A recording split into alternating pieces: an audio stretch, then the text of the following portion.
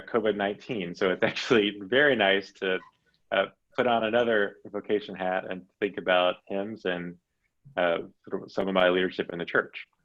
So I've got a presentation prepared, and this, it was actually a good exercise for me. When the 2013 Presbyterian Hymnal came out, there was sort of a time when a lot of us from the leadership team did presentations around the church. So I sort of grabbed one of those old shows and got it ready for you all. And I think it'll work for most of the questions that Betsy received previously, and certainly very open to others along the way.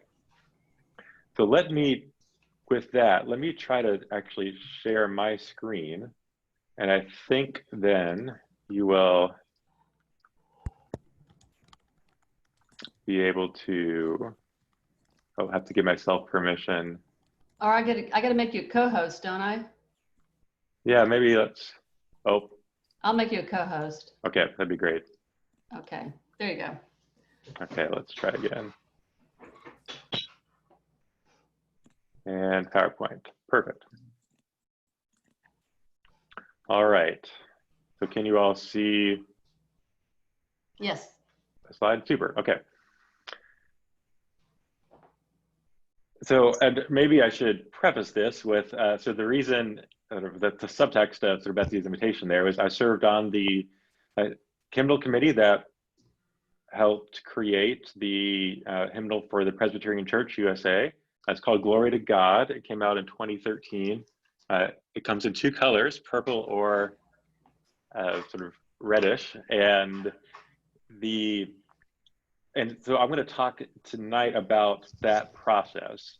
That's to say, that is one way of creating a hymnal and sort of one committee structure, one decision-making approach. And certainly, I don't want to suggest that sort of the Presbyterian Church way is the only way to do it. And certainly, also the Presbyterian Church way in sort of the late aughts and early teens of the 2000s certainly is not the way that we would do it in the future, and may not be, and certainly was very different from the past. So I think the creation of a hymnal is always connected to where a denomination or sort of churches are in their time, and it's connected to the culture as well.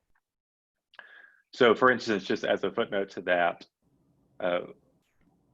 behind some of the conversations around creating the hymnal, there is also, this is when the big boom for electronic books, or ebooks, was happening. And so there's a lot of worry at the time in the publishing industry that ebooks would take over everything and nobody would ever see a word printed on paper again. And well, golly, if that's the case, maybe we don't even need hymnals.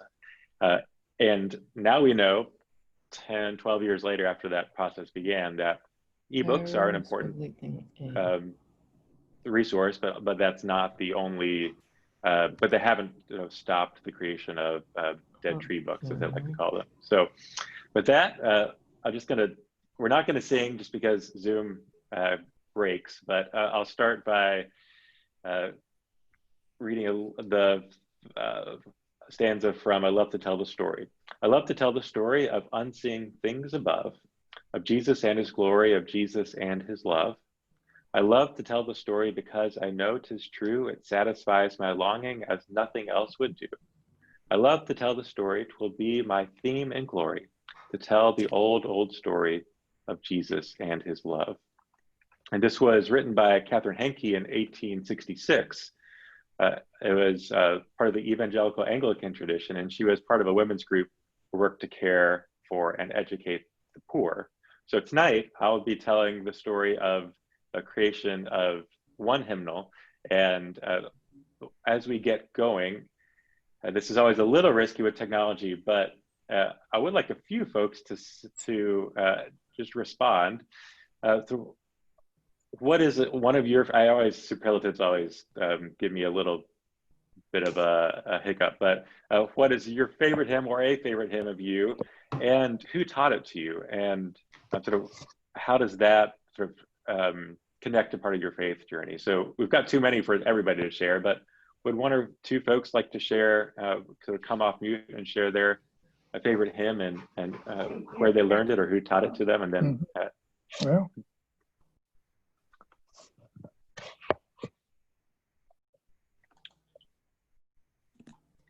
Don't jump in all at once. it's tricky. We tell you to mute and then I ask for participation. Okay, raise your hand if you're wanting to. Marianne, are you raising your hand? Yeah. Can you hear me? You got feedback. I don't know. All right, just a minute.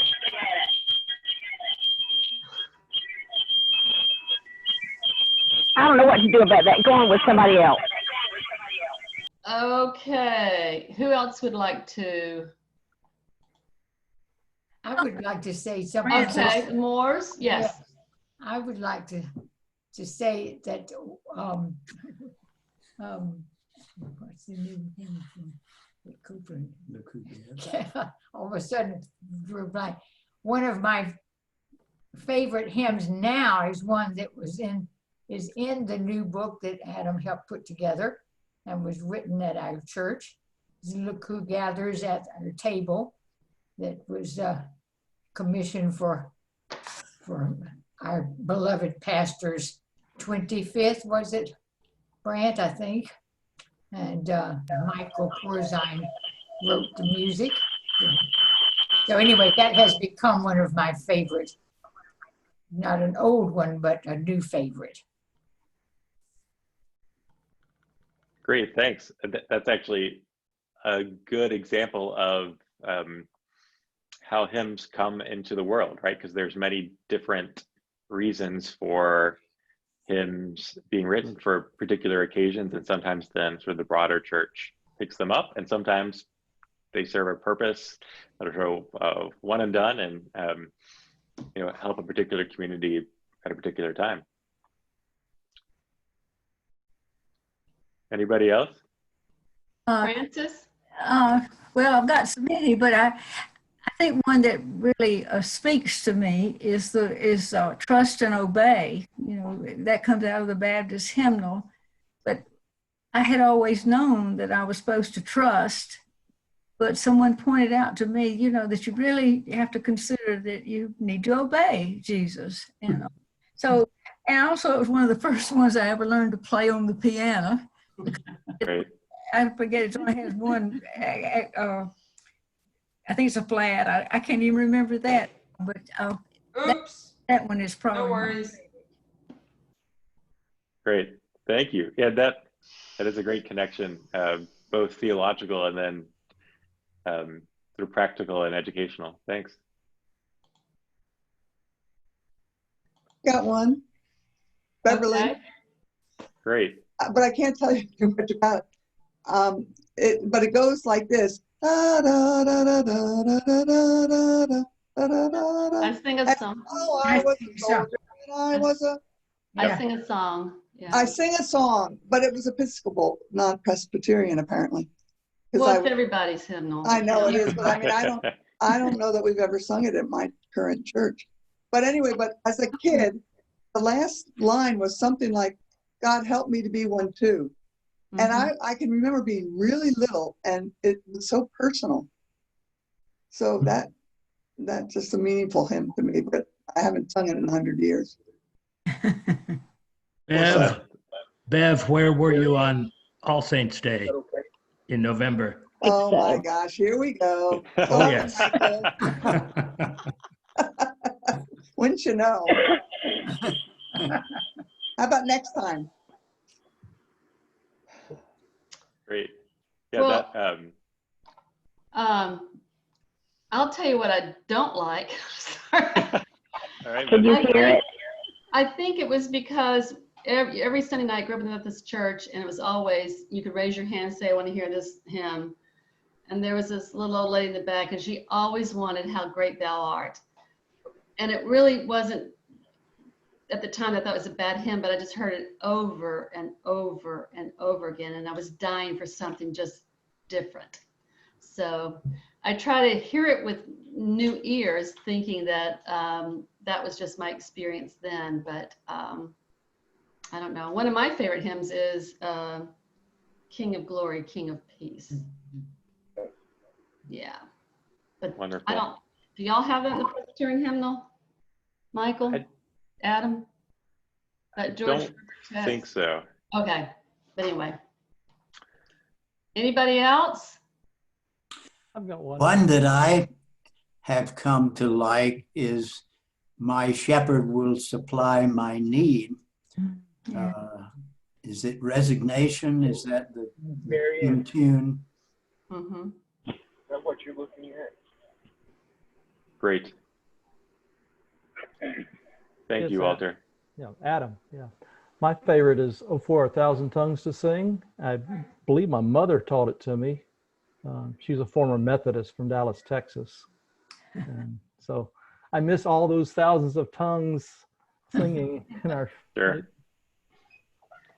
Thank you, Carl. And points for the Zoom background there. Yes, sir. I don't know if I still have, do I still have feedback? This is Mary Ann. Yes. You're frozen. Favorite is is our God. That's all I'm going to say if I've got this feedback thing going on. Fantastic. Thank you. So I love it. Yeah, I love it. good.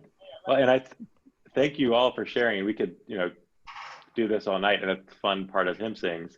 And I think for me, it's a good place to start because it reminds us that we all come from different places in our sort of faith story, and also different traditions and experiences. And so when it comes to a hymnal, a part of the delightful challenge is trying to figure out sort of how to develop one that serves the whole church. And it's with people with a variety of experiences who are from a variety of denominations, and then trying to serve a future church, and in some cases even that hasn't yet been created, and having sort of people to have an opportunity for them to sing their own history and their own heart songs, but then also learn new ones, like some of the ones we've shared.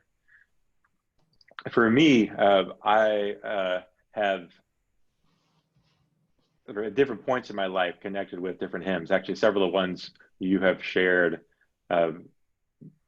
remind me of some of those sort of stories along the way.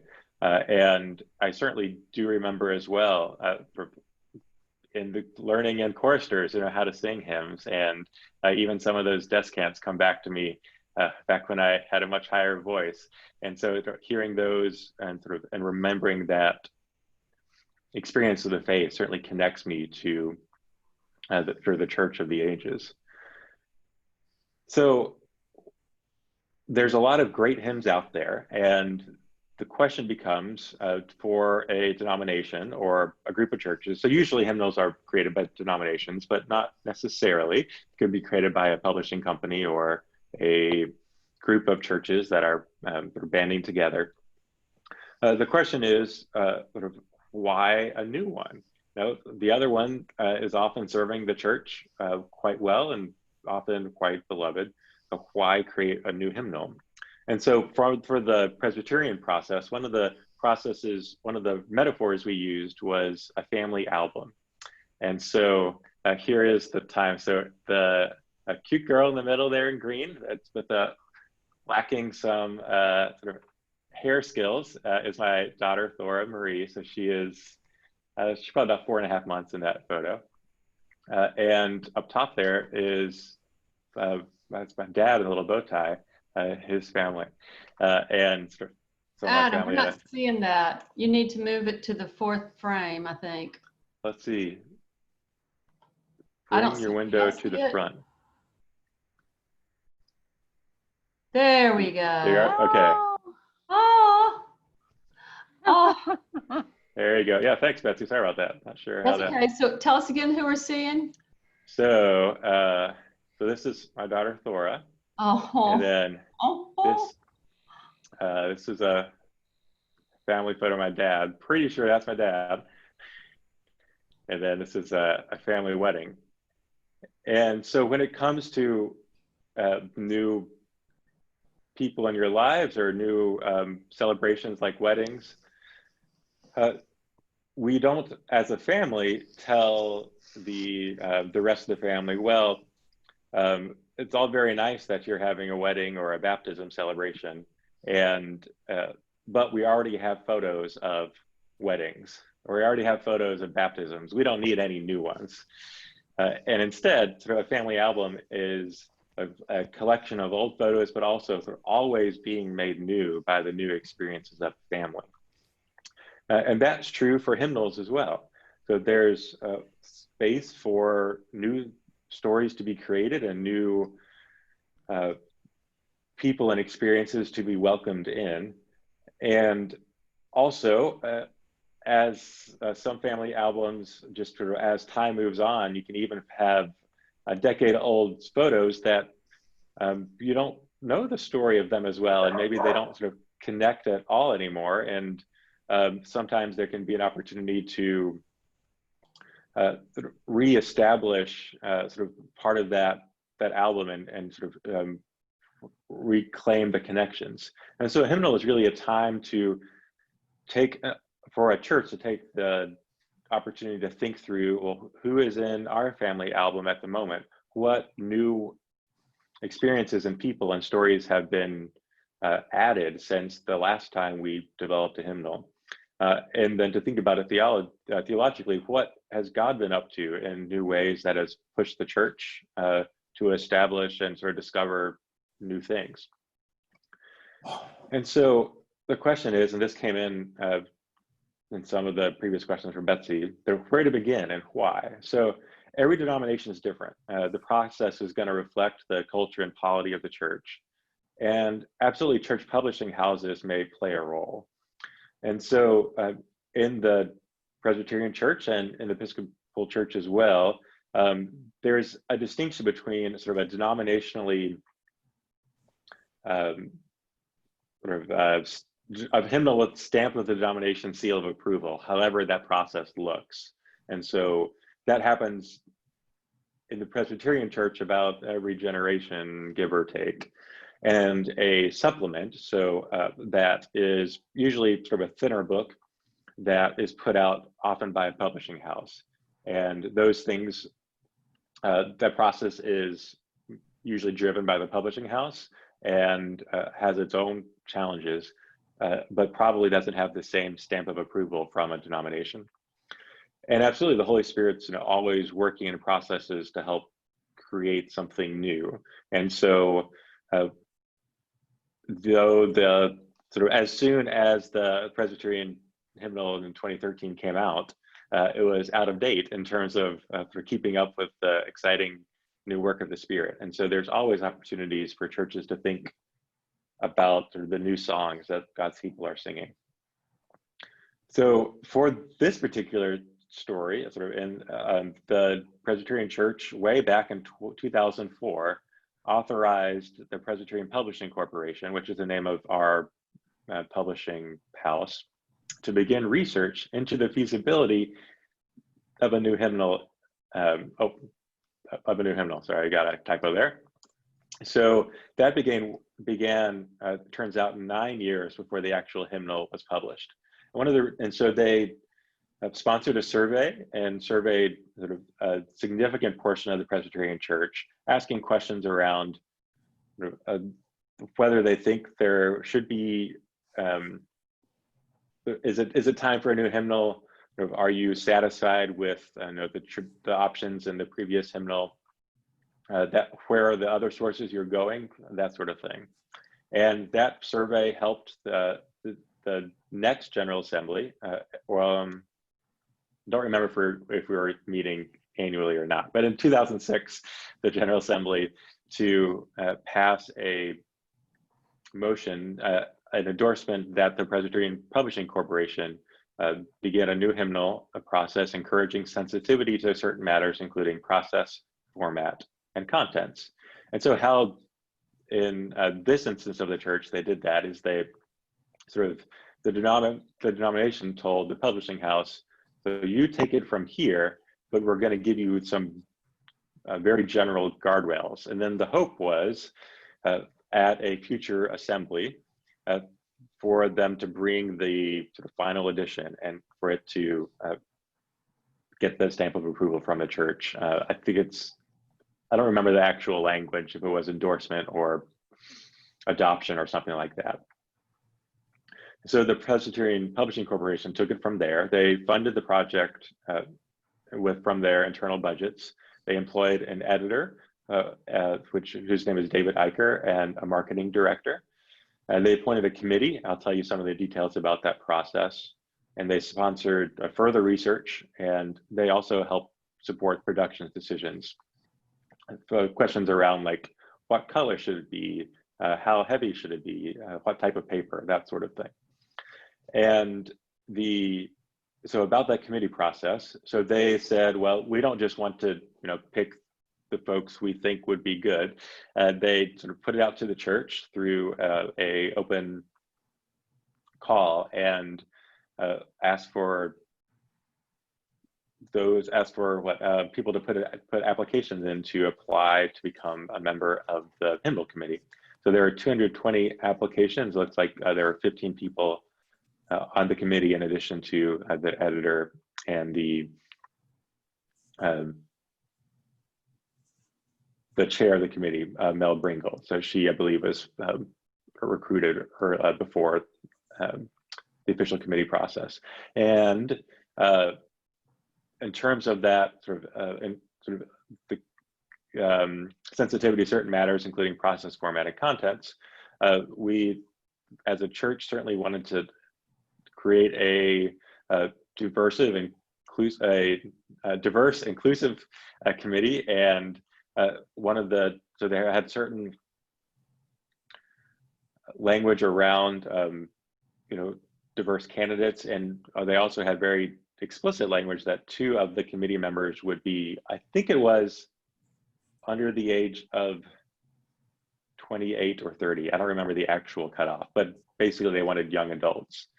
So at the time, I was in my last year in seminary, about to begin my last year in seminary, and found out about the process and was interested in talked to some mentors and connections and put in the application, and I was glad to be selected. So the committee was made up of folks from around the church. So organists, I'm just looking at sort of organists and pastors and church music directors, a few people who composed hymns themselves. They also had, we had support from the Office of Theology and Worship, which is part of the denomination, and sort of good geographic representation from across the church as well. And one of the people, Al Fedak up here, he had actually served on the hymnal committee before in one of the Reformed processes. So he brought good experience from that, but it was a very different process as well. And then, so we worked for 4.5 years or so. I'll tell you some of the details about that in a moment. And then we released a hymnal in 2013. So we were called together in General Assembly 2006 said, start the process. And in 2013, a hymnal came out. So, well, this slide didn't work at all. How many Presbyterian hymnals are there, do you think? Hint, hint. 1, 2, 3, 4, 5, 6, 7, 8. So you look at through those dates, and this gets a little tricky in terms of Presbyterian history because of splits and things in the church. But generally speaking, there's a hymnal about every generation or so. So I actually remember in 1990 when the new blue hymnal came out at the time, and sort of the excitement around that, and sort of moving out the old red hymnals, and sort of, yeah, and generally So for the Presbyterian Church, sort of this has been part of the timeline, but certainly other denominations have other ways of going about it because the processes are completely different. I will just sort of say back to this, the Presbyterian Publishing Corporation committed full funding to the project. As far as church budgets go, church publishing house budgets go, hymnals can be very beneficial to the bottom line. You do have to put in a lot of money up front, so they brought this committee of 16 people together quarterly for 4 years. But apparently, and I never saw any of the numbers, but apparently it's a good investment just in terms of the amount of books they can potentially sell to serve the church. So the General Assembly that endorsed the process of creating a hymnal also described part of what that call for sensitivity to matters of content. And they described that as a need for inclusive language, appreciating the diversity of worship styles in the church today, appreciating the richness of multicultural and global forms of worship, acknowledging the importance of the Psalter, so the Psalms and the Presbyterian and Reformed traditions, then acknowledging the distinctiveness of the Reformed theological tradition. So in other words, while the Presbyterian Church, I think if we were doing this right, we would create a hymnal that reflects the culture and character and theological distinctiveness of our tradition, and sort of with all the sort of openness as well that tradition brings. But you can't just, asking a group of Lutherans to create a Presbyterian hymnal wouldn't really work. And so a part of these sort of acknowledge the distinctiveness of the tradition. So now I'm going to transition to some of the process details, and I'll definitely try to leave plenty of time for questions at the end. So this group of 16 of us came together and asked the church who would like to submit hymns for us to consider. And so we did that in 2 ways. One, we just put the word out and had an open email address, and people sent in hymns they thought should be included, whether that was a hymn written by them or published already, that sort of thing. And we also reached out to hymn composers that and authors that we were aware of sort of in the last decade or so, whose work certainly was making an impact in the church, and asked them particularly, would you send us 20 of your hymns for us to consider? Because some hymn writers, like I think Brian Wren's coming to mind, he had dozens of hymns out there. And so we wanted to hear from him, what his top 20 were in terms of sort of the project itself. We split into review teams and in different subcommittees. So there was a global music team, a contemporary team, an other hymnals team. So this got to be quite the project. So we looked at every hymnal that had been published sort of in denominations and traditions close enough to ours in English since the previous hymnal in 1990. And we looked through individually or in duos, played through all those hymnals and tried to find, were there sort of gems in other denominations that had been published since the previous hymnal that we might want to consider. And so I remember I looked at the Church of Scotland hymnal that had been published, maybe just a few years before this process. And that certainly brought out some important hymns for us, as well as the Lutheran Church, ELCA, had published a hymnal not too far prior to the Presbyterian process, and that helped us as well. We also then split into a text group and a tune group, sort of working through, sort of depending on the hymn, working through some things separately. And as you know, just because there is lots of discussion about sort of what is the true text for any particular hymn text or poetry. That's also true for tunes, particularly the harmonization of tunes. And so our team looked at, I was on the text group, but our team looked at, well, which version of Hiferdal should we include, or given the different syncopation of this hymn or the bass line of this tune, should we include this or that version? And then we also were aware and looked particularly at Presbyterian precedents and preferences. So we did that in the various ways, but both theologically and also looked at what previous Presbyterian hymnals were published. So here's a quote from a 1890 letter of an angry worshiper about the hymn, A Friend We Have in Jesus. So this worshiper said, "Please, no more new hymns. What's wrong with the inspiring hymns that we grew up with?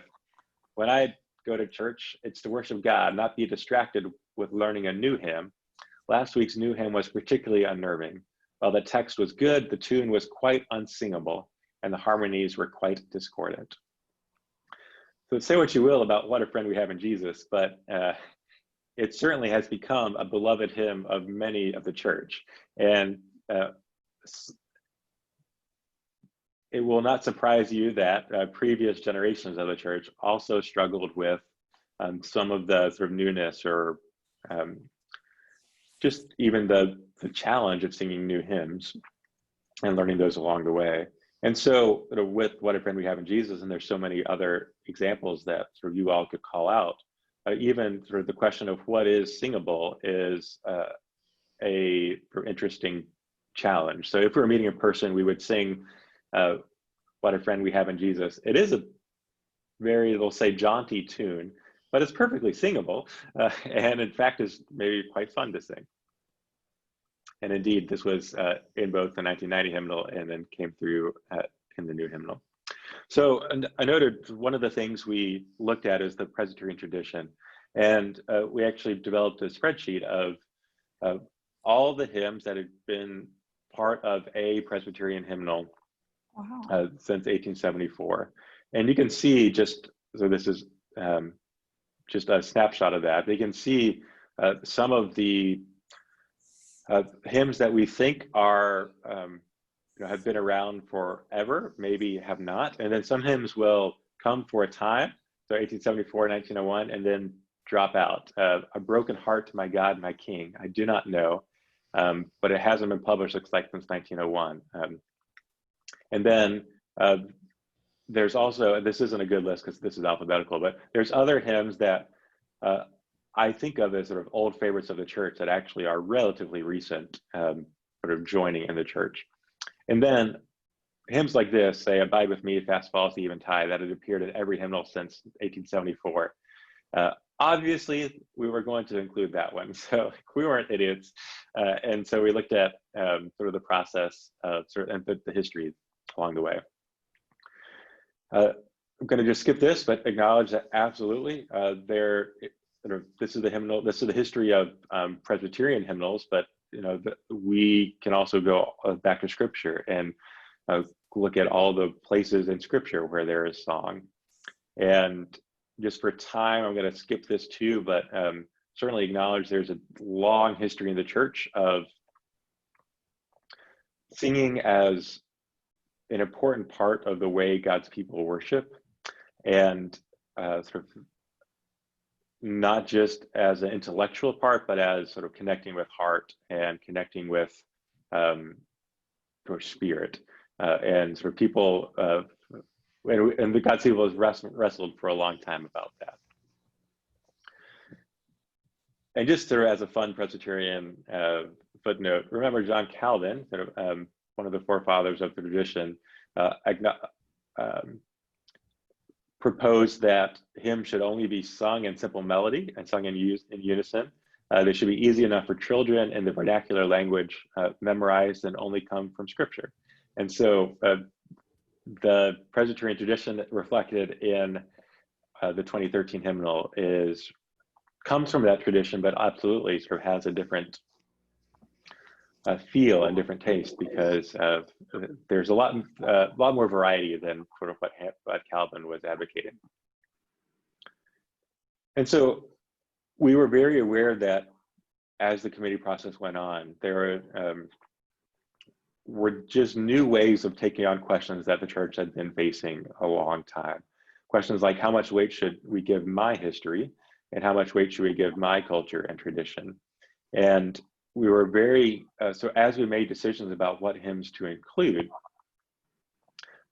we often sort of in discussions would acknowledge personally, well, I actually think this hymn is no good, or it really connects with this time of my life that I would rather not listen to, or I would not use this hymn in my church.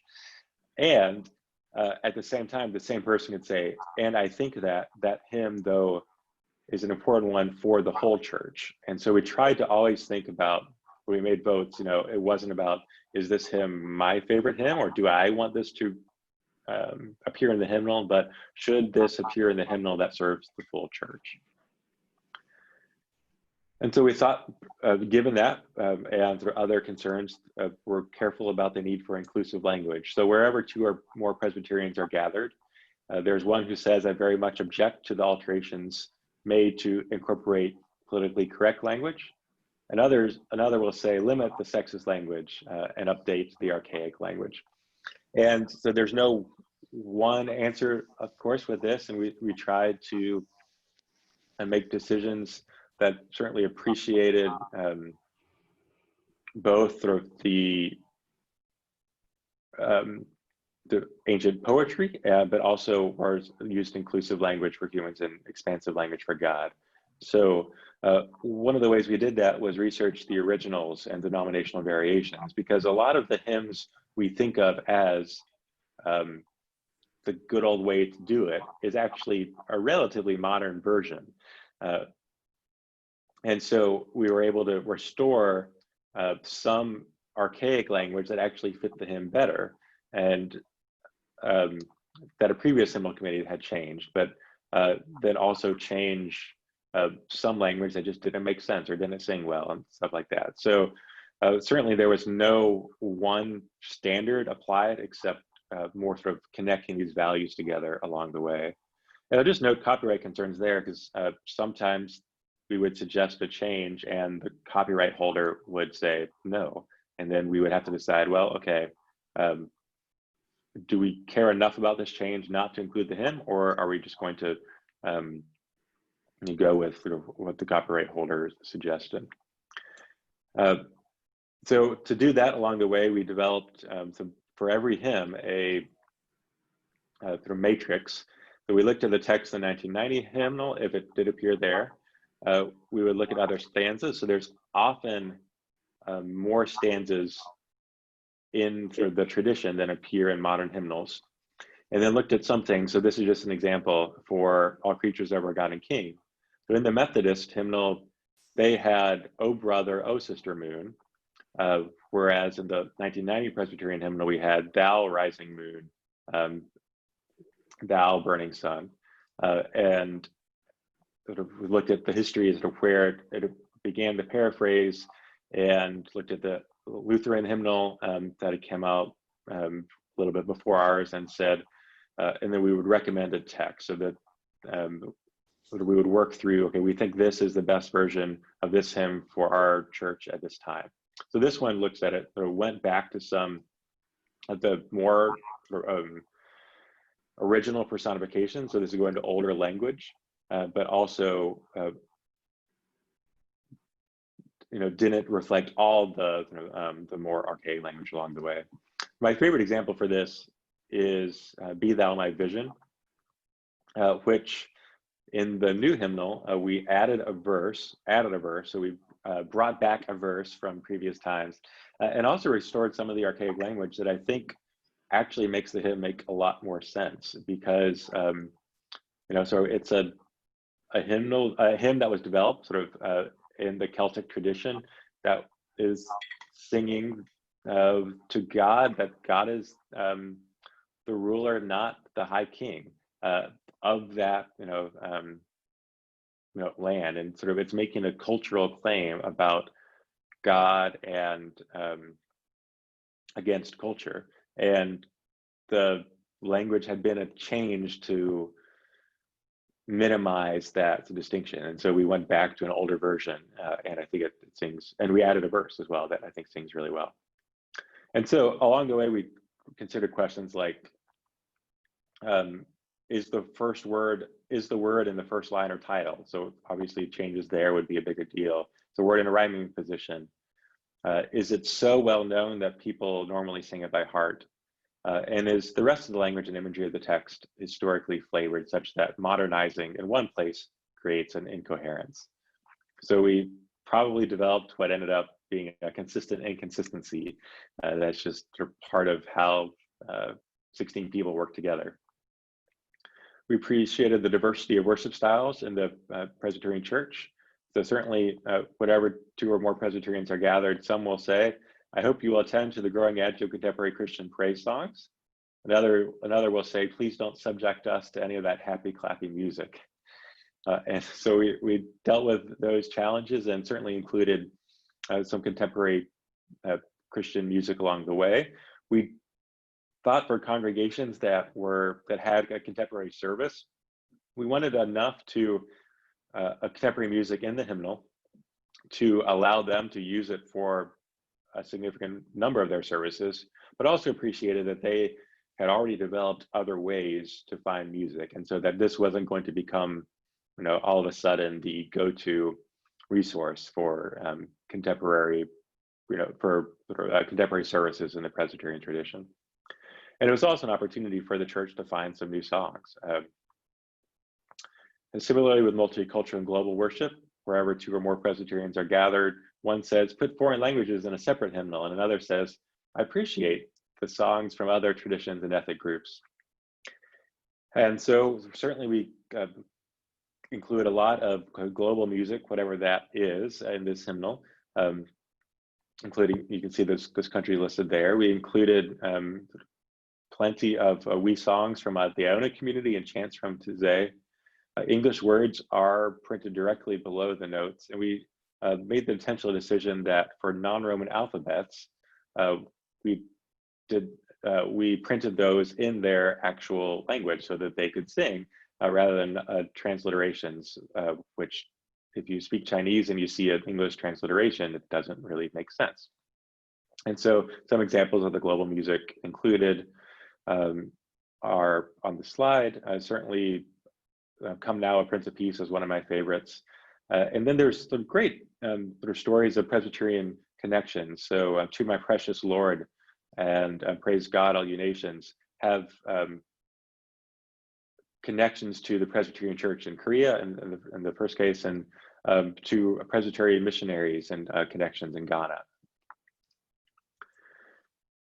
Included chants from Taizé, listed there.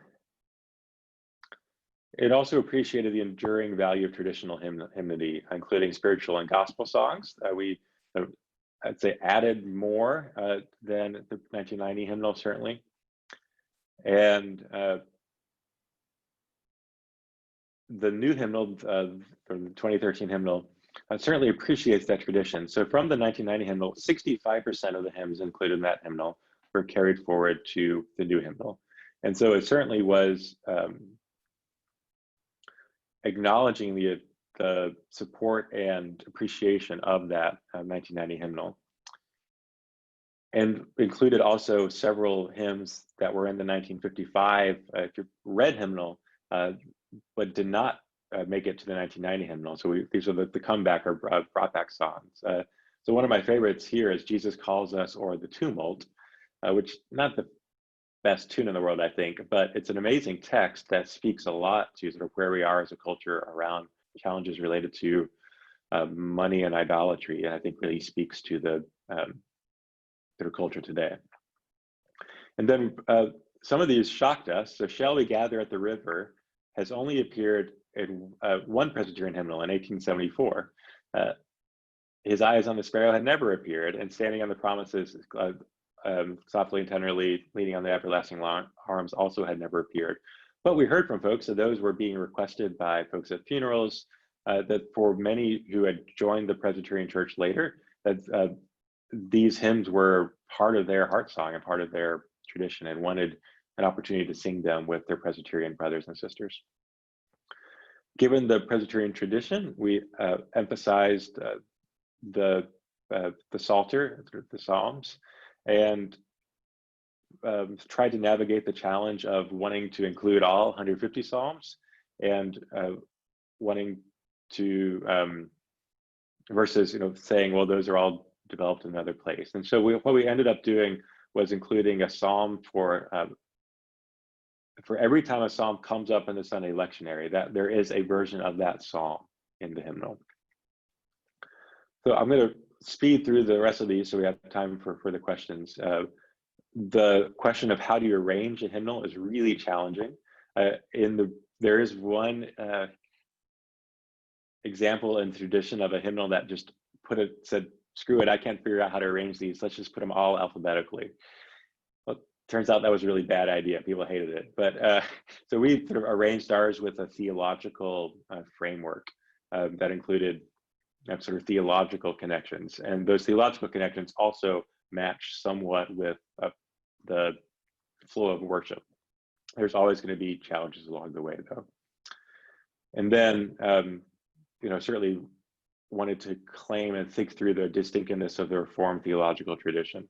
And so this is the outline of those contents that reflects sort of a Presbyterian flavor. So it begins with God's mighty acts, and ends with our response to God, and then has the church at worship in the middle. So sort of the liturgical settings are sort of in the middle there. So finally, the 2013 hymnal, then 25% of the contents were written after 1990. It's more familiar than not, though. As you see the details there, it includes 30 pages of liturgy in the front.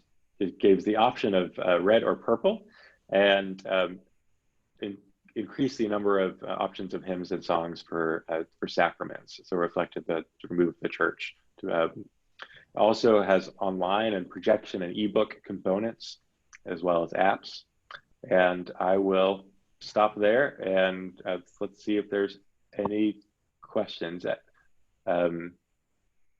see if there's any questions. Yes, thank you. Oh, Adam, that was great. That is a lot of information. Do you mind stop sharing so I can see everybody's screen, so I can see who has a question? Yes, let me work on that. Just stop share. Great. There we go. So now it's time you can ask those questions. Carol, I'm gonna go with you first, since you were the one who suggested this topic. Oh. Okay. Well, thank you, Adam. This is a wonderful presentation. I've been looking forward to it. I have a question. I'm a supply organist in town, and I play over at Faith Presbyterian a few Sundays every year. I was curious with the new hymnal, in the keyboard editions that the church bought, all 4 parts are written out and that sort of thing. But I noticed that there were a number of hymns just in the, the traditional hymnal that the congregation would sing out of and the choir sings out of, where only the melody line was listed. There was, and I was wondering, was that an intentional decision? I mean, was it a question of trying to, save paper and save weight on the hymnal? Because I've never, I could be wrong, but I've never seen that in a hymnal before. I was wondering why that decision was made. Yeah, that's a good observation, and absolutely that's the case. So a few thoughts. So generally, and I think there's a few spots where we just missed, but generally the goal was, if a hymn is to be sung in harmony, certainly include the harmonization in the hymnal so that anybody in the congregation can sing it. And as I say, I think we messed up once or twice there, but given that, and given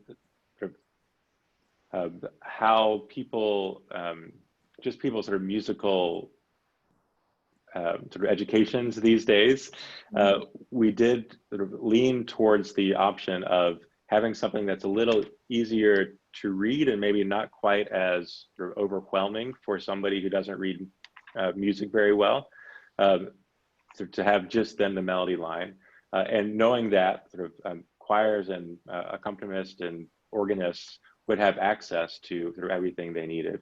And so I'd say, yes, it does include more for melody lines only, but that also reflects in some ways the change in music as well, that there's more for melody line only hymns that were included.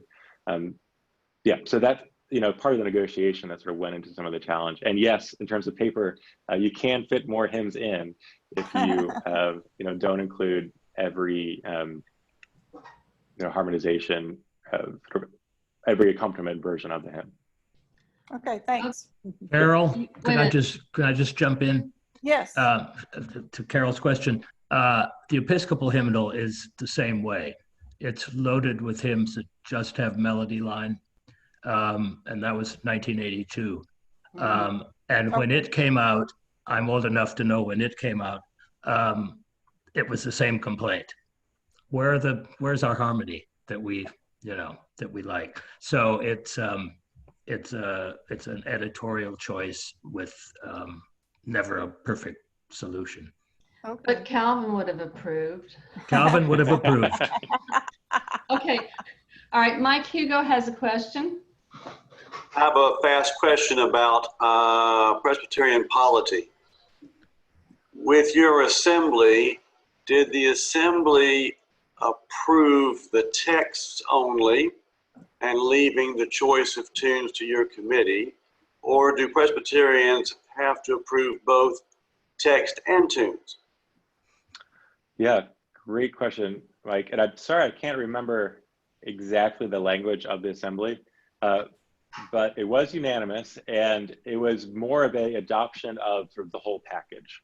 So we didn't want to get into the challenge of having the General Assembly, after the whole process had taken place over 4.5 years, to have any sort of veto power or pick out any particular decision, and instead emphasize, here it is, will you endorse this for the church? And I think actually endorsement, is probably the language that we used. I asked that because I know a member of the Hymnal 82 committee, the Episcopal Church, and he had told me that our General Convention had to approve texts, but then would leave the Music Commission to pick both old and commissioned new tunes. The texts were untouchable once they've selected them, but music would be up to people skilled in music. Interesting. Yep, that's a great example of how different denominations can go about it different ways. And I would imagine in that history of the Presbyterian Church, certainly there were different sort of polity approaches in previous eras. Thank you. When there was a movement afoot to have a new Episcopal hymnal, we call them authorized in our tradition, but we have authorized supplements, and there's some supplements out there that are not authorized. But anyway, they couldn't agree on, the process, and it just got to be too much of a problem with just decision making, and that they kind of tabled it. So kudos to the Presbyterians for putting out a new hymnal. Yeah. All right. I know you're all dying. I can look at your faces and you're just bursting with questions. Francis, you always have something wonderful to ask. Would you like to say anything?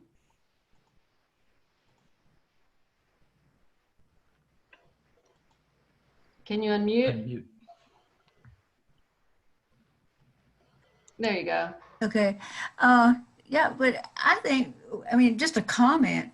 I was surprised at the percentage of hymns from the old hymnal was brought forward. It was low in what I would have thought. If you'd asked me, I would have 65%. I didn't realize how drastic the hymnals were different. But now, my background is not in Presbyterian or Episcopal, but that's just a comment. Sure. So one of the, and I skipped over this, but one of the things we did along the way in terms of surveys was we asked churches, what hymns are you actually, from the 1990 hymnal, are you actually using?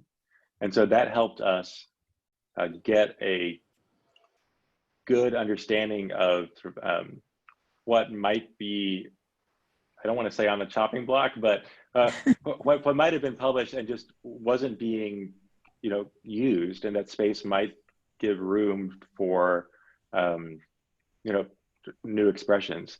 And generally, I totally hear you that just sort of looking at a hymnal, it would make sense to carry a higher percentage forward. But after it was published, we didn't get much pushback about folks complaining that their favorite hymn or wasn't carried forward. So I think we did a fairly good job, because we had a good survey, of knowing what people actually like to sing and were singing, and certainly not missing too many from carried over from the past that were clearly appreciated. Adam, would you say that the last 30 years, there's just been this huge creative outburst of hymnody that maybe other generations haven't seen? Yeah, I would, yes, I think so. And just in terms of the global, the whole. Yeah, sort of an awareness of the different ways God's people sing, and an ease of publishing, just in terms of, you know, you don't have to be super musical to be able to, you know, get on a computer program and put a text to tune. And there's just a spirit of creation and sort of creativity is the last, you know, generation or whatever. And I do think that certainly our challenge was not, our challenge was winnowing from a lot of very good options, and rather than, you know, searching for you know, new opportunities. So absolutely. Mm-hmm. Anyone else? Can I just make a comment, because you kind of went past one little item about the committee work, and that was that for both texts and tunes, any submissions were always anonymous. So nobody knew who wrote a text or who wrote this particular melody. Is that correct? That is, Michael. Yep, thanks. I skipped that. And that is an important part of the process, right? You know, at the end, we certainly had to sort of reveal in terms of, you know, getting copyright and permissions and things. Sure. But that was an important decision of the committee. And we were also aware that there were some people in the room, you know, that might you know, have composed these, and so didn't want to be biased, you know, when we saw a particular name, you know, on a page. Right.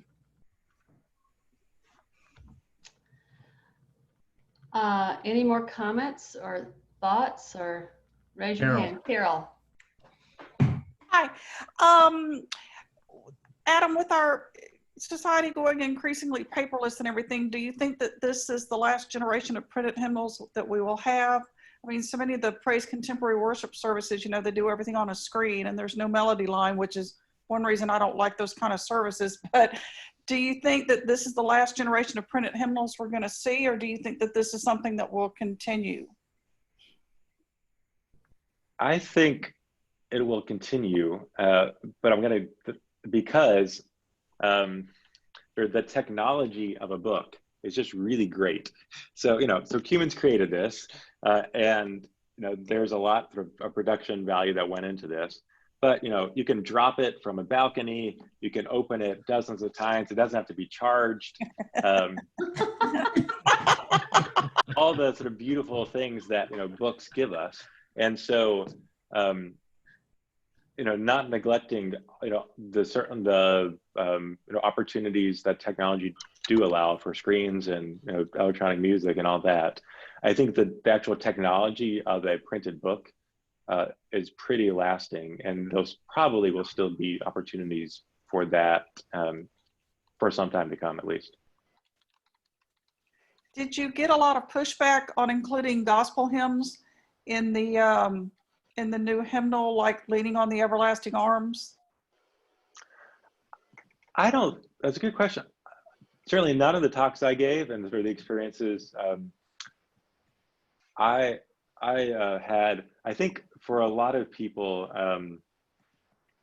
they were hymns that they were singing or were aware of one way or another. And so it was just, for a lot of them, sort of like, oh, I didn't realize that wasn't in the hymnal.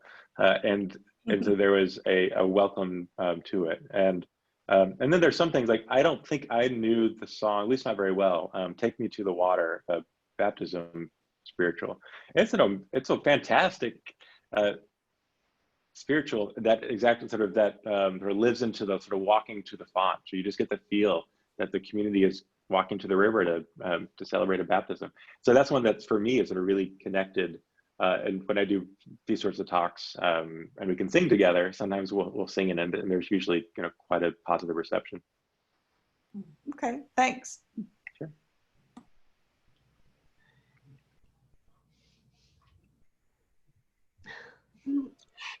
You just put it up there. Did you see Carl Morse's background? Can't read it. All right. Anyhow, anyone else have any comments or questions for Adam? No? Well, why don't we just give him a big round of applause and thank you for a wonderful presentation. Thank you all very much. It's wonderful to be with you, and yeah, great to see so many faces, old and new. Yes. All right. Thanks for the opportunity. All right. Thank you, Adam. Okay, we'll see y'all next week. Take care. Bye-bye. Bye-bye. Bye. Thank you. Thank you for Welcome. so much. Thank you.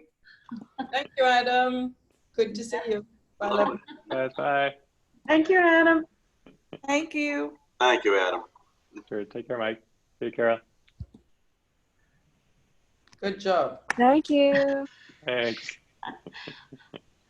Where are you? I'm here. Oh, I'm in my office. Of course you are. It's dark out there. Tasha had it painted purple. Okay.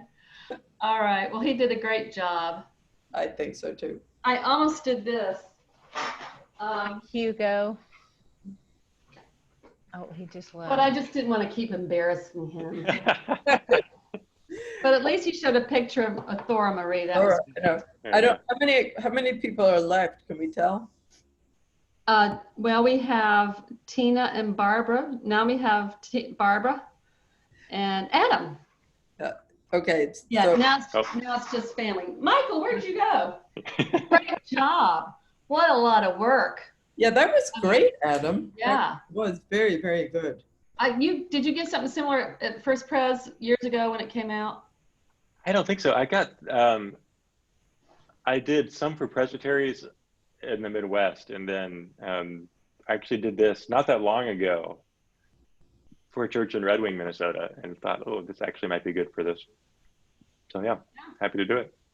Well, you've got your dog and pony show. You should go on the road or go on Zoom and just really, it's great. A lot of there's there's a lot of, when it first came out, a lot of great opportunities to try to tell the story. And then even now, there are still some folks along the way that will ask. So yeah, it's not, maybe every 6 months or so it comes up. I love the analogy of family photos. Is that an old analogy? I heard it from Mel Bringle, but I don't know where she got it. She's super smart, so certainly could have been her. That's good. Great. Yeah, it's very good. Yeah, So that's right. The family photos was exactly where I came in. I was having very significant technical difficulties. Right. So, and I think Dad's having technical difficulties now too. He is?